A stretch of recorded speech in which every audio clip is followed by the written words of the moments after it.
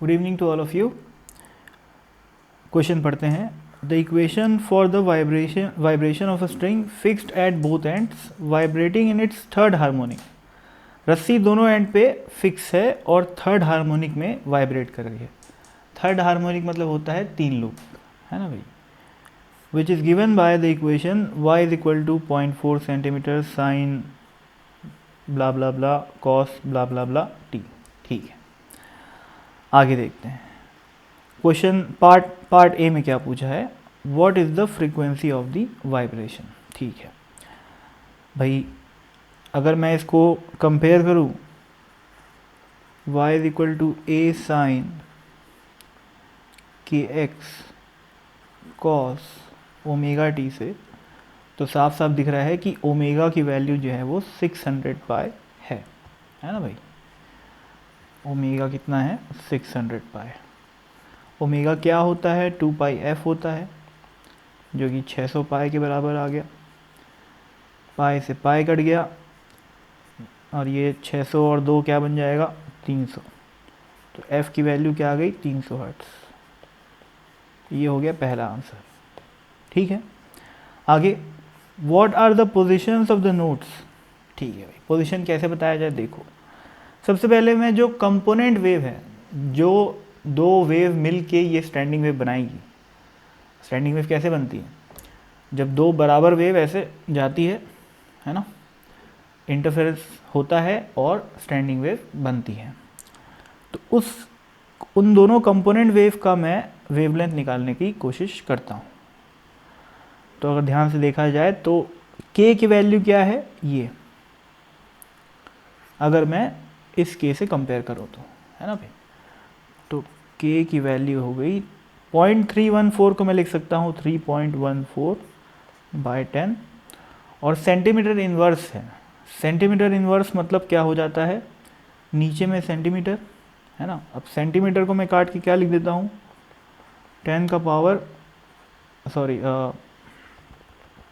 Centimetre को मैं काट के क्या लिख सकता हूँ, 0.01 मीटर, है ना भाई। 0.01 ऊपर जाके क्या बन जाएगा, 100 बन जाएगा। ये 10 गया, है ना, और ये मीटर नीचे में है तो वो मीटर इन्वर्स बन गया। तो ये क्या है, ये पाई है और ये 10 बचा, तो k की वैल्यू आ गई 10 पाई मीटर इन्वर्स। ठीक है, अब k की वैल्यू मैं क्यों निकाला, ताकि मैं लैम्डा निकाल सकूँ। k क्या होता है, 2 पाई बाय लैम्डा, जो कि अपने को 10 पाई है। तो ये 2 पाई और 10 पाई कट के क्या बन जाएगा, 5। तो लैम्डा की वैल्यू आ जाएगी 1/5 मीटर, है ना। सेंटीमीटर में कन्वर्ट करने के लिए 100 से मल्टीप्लाई कर दूंगा, 100/5 20 सेंटीमीटर। तो लैम्डा की वैल्यू आ गई 20 सेंटीमीटर।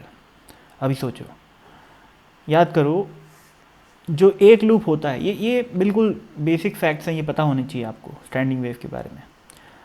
स्टैंडिंग वेव में जो एक लूप होता है वो कंपोनेंट वेव के लैम्डा के आधे के बराबर होता है। कंपोनेंट वेव की जो वेवलेंथ होती है उसका जो आधा होता है वो एक लूप के बराबर होता है।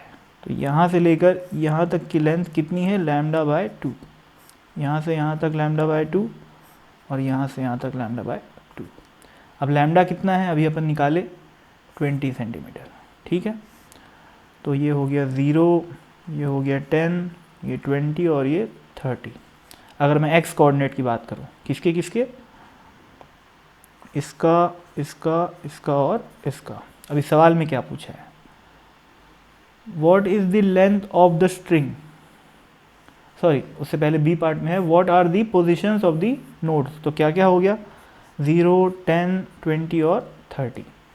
लेंथ ऑफ द स्ट्रिंग की बात करूँ तो कितना हो गया, साफ साफ दिख रहा है 30 सेंटीमीटर, है ना। λ/2 कितना है, 10 है, तो 3 टाइम्स ऑफ λ/2 यानी कि 30 सेंटीमीटर। आगे पढ़ते हैं।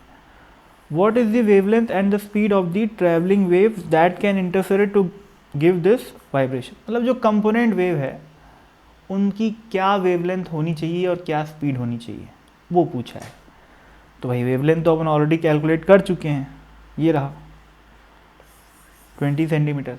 ठीक है, अब स्पीड कैसे कैलकुलेट करें भाई, स्पीड कैलकुलेट कर सकते हैं अपन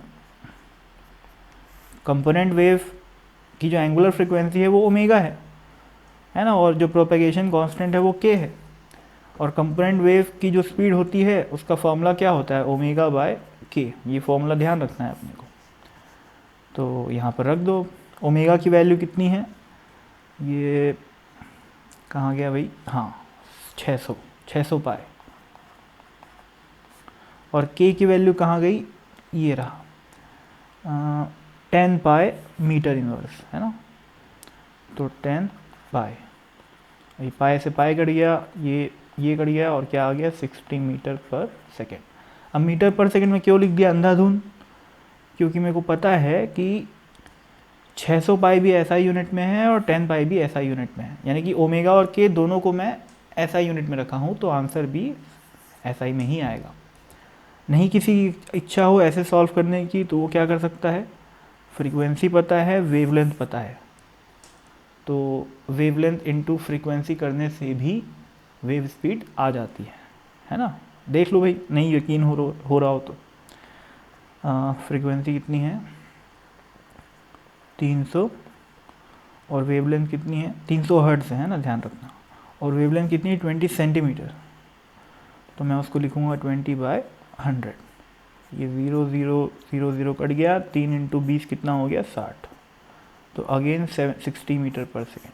तो ऐसे भी निकाल सकते हो स्पीड, ऐसे भी निकाल सकते हो, कोई बहुत ज़्यादा ऐसा भी नहीं है कि कोई एक टफ हो और एक इजी हो, कोई सा भी यूज़ कर सकते हो। तो I hope it was clear, thank you so much.